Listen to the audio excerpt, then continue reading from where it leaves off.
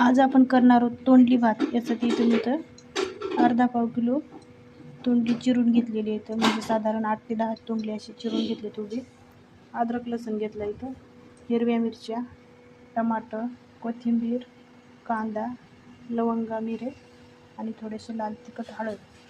इथं तांदूळ 2 वाट्या घेतलाय, पाण्यामध्ये भिजत घातलाय.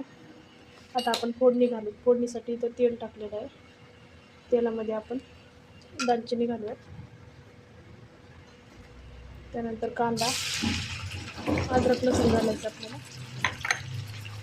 यानंतर खडे मसाले, मिऱ्या, लवंगा घालायचं, त्यानंतर हिरव्या मिरच्या घालूया. याला चांगलं मिक्स करून घ्यायचं.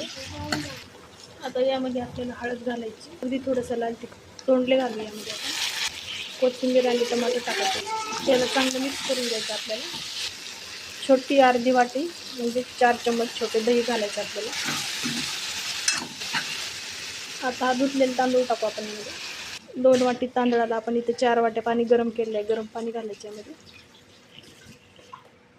आता यामध्ये आपल्याला चवीपुरतं मीठ घालायचे.